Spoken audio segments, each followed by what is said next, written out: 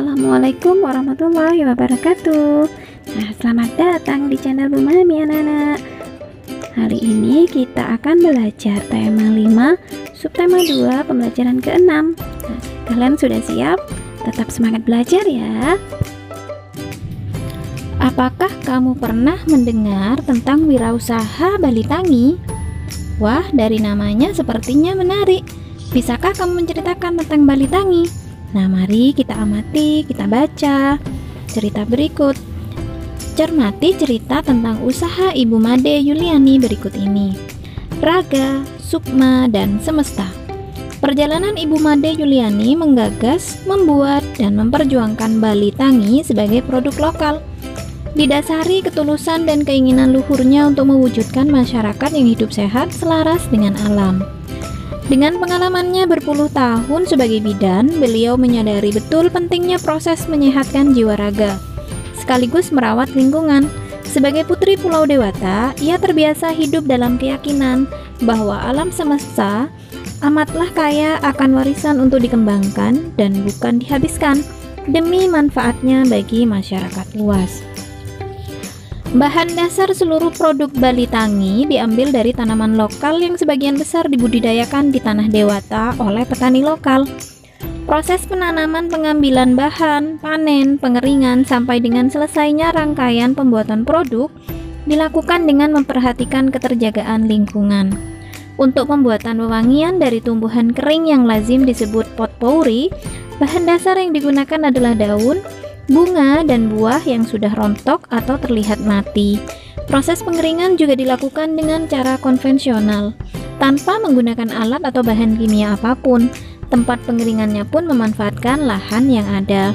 Begitu pula dengan produk lain seperti bedak dingin, lulur, sabun, dan boreh dibuat dengan cara yang sengaja disederhanakan agar memungkinkan bagi siapapun untuk menirunya, sekalipun hanya untuk pemakaian rumah tangga.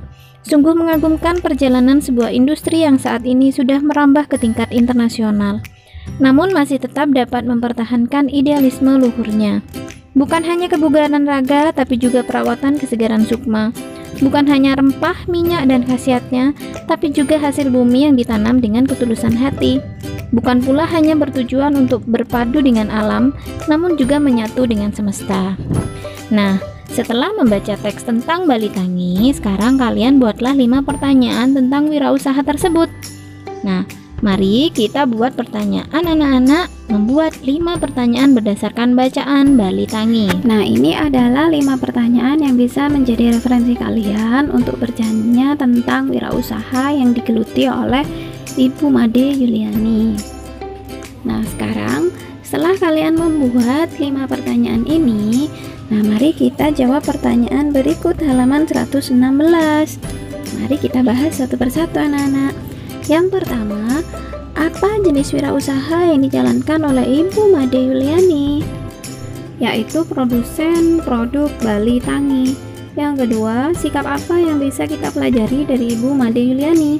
Yaitu mau melestarikan produk lokal, berusaha bermanfaat bagi masyarakat, dan bertanggung jawab terhadap keterjagaan lingkungan. Ketiga, apa manfaat dari usaha yang dijalankan oleh Ibu Made Yuliani? Yaitu menyehatkan masyarakat, memberdayakan petani lokal, dan lingkungan terjaga. Keempat, apakah kamu menemukan sikap tanggung jawab yang ditunjukkan oleh Ibu Made Yuliani dalam menjalankan usahanya? Jelaskan. Iya, proses produksi wirausaha Ibu Made Yuliani dilakukan dengan memperhatikan keterjagaan lingkungan mulai dari penanaman hingga menjadi produk. Hal ini menunjukkan bahwa Ibu Made Yuliani tidak hanya mementingkan usahanya tetapi tetap bertanggung jawab terhadap lingkungan. Nah, anak-anak, produk aroma relaksasi yang dihasilkan oleh wirausaha tradisional Balitangi dapat mengembalikan kebugaran tubuh. Selain itu, tubuh yang bugar tentu dapat kita peroleh dengan berolahraga. Sekarang, ayo kita ulangi gerakan senam irama. Latih lagi langkah-langkah senam irama yang telah kamu pelajari dari bagian awal. Lakukan dengan semangat dan ikuti irama musik yang mengiringi. Dan juga ikuti perintah atau arahan dari guru PJOK kalian. Nah, anak-anak, kalian juga bisa membuat potpourri sendiri di rumah. berdasarkan bahan-bahan yang ada di sekitar rumah kalian. Nah, ini contoh dari potpourri yang berasal dari bunga, kemudian dari buah. Nah, ini bisa kalian contoh ya. Itu bahan-bahannya kalian keringkan dulu, tapi bukan dijemur, dibiarkan saja di udara seperti itu, tidak dijemur lah ya. Sekitar 3-4 hari kalian biarkan sampai mengering sendiri tanpa bantuan sinar matahari. Nah, barulah kalian susun dengan rapi bahan-bahan tersebut, kemudian taruhlah di ruang tamu atau di kamar kalian. Nah, anak-anak, kamu telah menyelesaikan daftar riwayat hidup kamu pada pembelajaran kemarin kan?